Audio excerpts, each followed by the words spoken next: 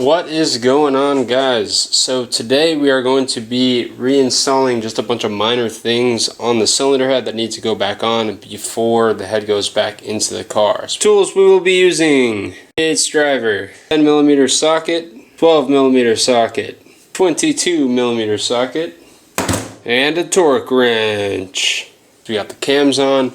We need to put thermostat housing, this rear heater flange, coolant temp sensor, this little heater guy, and then some miscellaneous bolts for the valve cover and all that good stuff. It all has to go back on before we put the cylinder head back in the car, so we're going to throw them on. One thing I want to cover real quickly is using old components like this thermostat and this beautiful thermostat housing here. I would not recommend reusing older components or components that have been used before. That being said, I bought this thermostat housing, this thermostat, roughly a year and a half ago, and in that time, cylinder head went on the car, so I rebuilt it. I bought the thermostat, I bought the thermostat housing, all that good stuff. I put it on the car ran for like 4 months before the head went again, and the car has been sitting since. So these are used parts, but they only have about 4 months of use on them. So I know they're still good, and the car wasn't having any heating issues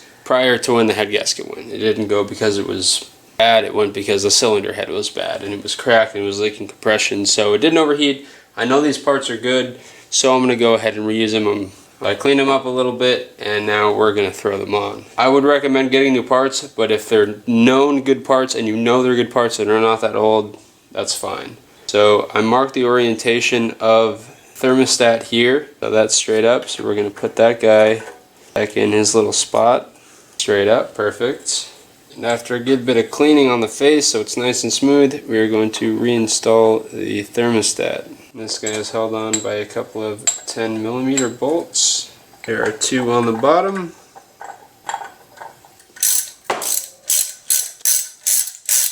All nice and snug. And those guys all get 89 inch-pounds.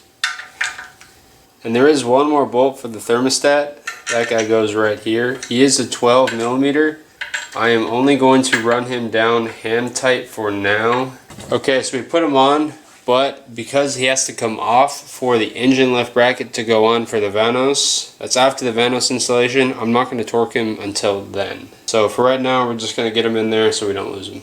Up right here, we have the little Allen screw for the cam position sensor. I am going to thread him in so I don't lose him. This nice little hole right here goes the coolant temperature sensor. He is a 22mm and he gets 157 inch-pounds.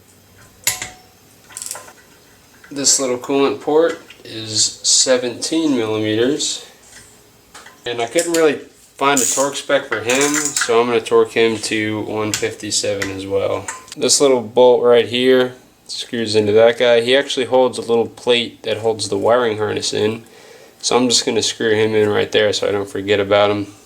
Now, before you install this rear heater flange, I would advise on getting a new gasket for this guy. The worst thing that could happen is you finally get your car back together, start it up, and this thing is freaking leaking all the way at the back of the cylinder head. So do yourself a favor, replace this gasket. Thermostat housing, that shit can all fairly easily be replaced with the cylinder head in the car. This, I don't even want to think about it.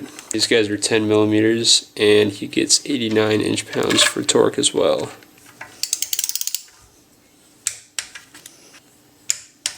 There we go. Alright, so the last thing we're going to be installing is these little beauties right here. These are the valve cover studs that go on the cylinder head that hold the valve cover into place. We're going to be installing all of them except for the last 3. Those need to be out to work on the Vanos unit.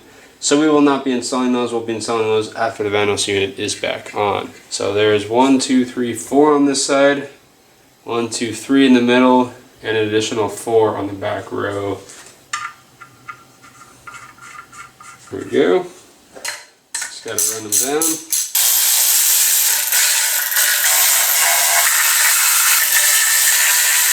And these guys all get torqued to 89 inch-pounds.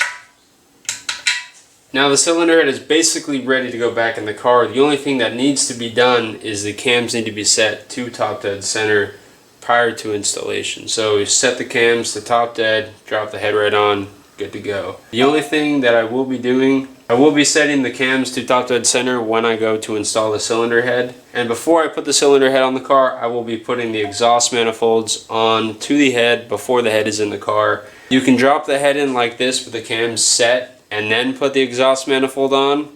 But if you took the exhaust manifolds off with the cylinder head in the car, you'll understand how much fun that was. Now it's going to be even a lot more fun with the head in, because you have to lift the headers up and then get the bolts in. So it's a lot more fun. A lot more fun than putting it on prior to putting the head on.